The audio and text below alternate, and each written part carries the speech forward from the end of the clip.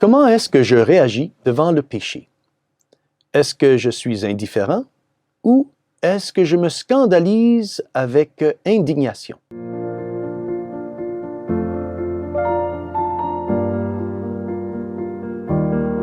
Salve Maria! Aujourd'hui, c'est le dimanche des Rameaux et l'Église nous propose deux évangiles lors de la messe aujourd'hui. Le premier évangile est lu au début de la messe et le deuxième évangile est lu pendant la messe.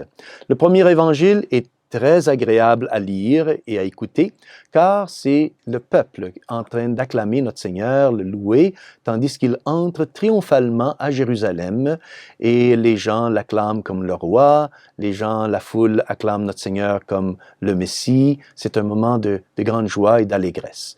Mais notre Seigneur, il n'a pas d'illusion. Il sait très bien que ces acclamations sont vides, complètement, car ils sont pleins d'intérêt personnel. Les gens l'acclament car ils sont intéressés à recevoir ou participer au miracle de notre Seigneur et de recevoir aussi, de participer aux guérisons de notre Seigneur. Le deuxième évangile est beaucoup plus difficile à écouter, car c'est la narration de la passion de notre Seigneur lors du Vendredi Saint, où on voit cette même foule qui un jour est en train d'acclamer notre Seigneur, aujourd'hui ils sont en train de l'accuser. Et un des aspects les plus saillants de la passion de notre Seigneur, c'est de voir comment les mauvais, malgré le fait qu'ils normalement sont divisés entre eux, ils s'unissent pour accuser notre Seigneur Jésus-Christ. Ils s'unissent pour le persécuter, éventuellement pour le tuer. Nous voyons cela ici dans l'évangile de Saint Luc, lorsque Hérode et ses soldats, après avoir moqué notre Seigneur, ridiculisé notre Seigneur, ils le renvoient à Pilate, et Hérode et Pilate devinrent des amis, alors qu'auparavant, il y avait de l'hostilité entre eux. Ceci est une règle de l'histoire. Les mauvais, ils peuvent être divisés entre eux, mais lorsqu'ils font face à quelqu'un qui est bon, immédiatement, ils mettent leur hostilité de côté, ils s'unissent afin de l'accuser, le persécuter, éventuellement l'écraser. Alors aujourd'hui, c'est le début de la Semaine Sainte. L'Église commémore donc l'entrée triomphale de notre Seigneur à Jérusalem, un moment de joie, un moment d'allégresse, et aussi c'est le début de la passion de notre Seigneur Jésus-Christ. Et moi, où est-ce que je me situe dans toute cette histoire? Est-ce que je fais partie de ceux qui un jour acclament notre Seigneur, le louent, et l'autre jour lui jettent des pierres?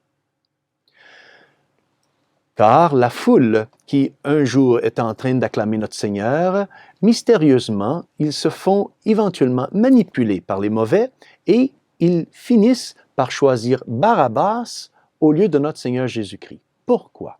Parce que cette foule, qui n'était pas nécessairement mauvaise, ils n'étaient pas non plus radicalement bonnes.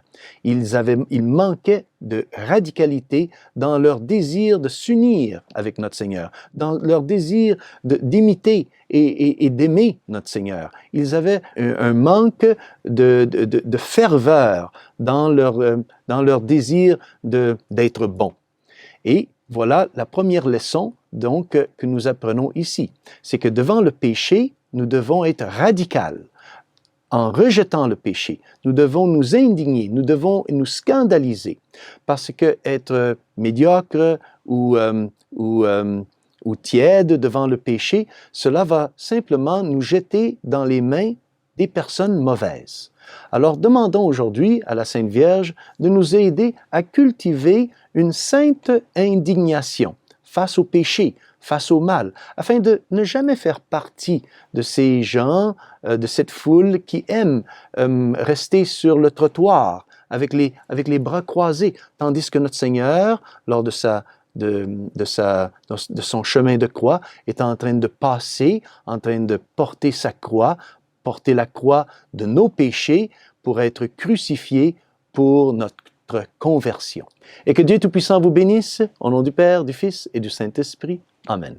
Salve Maria!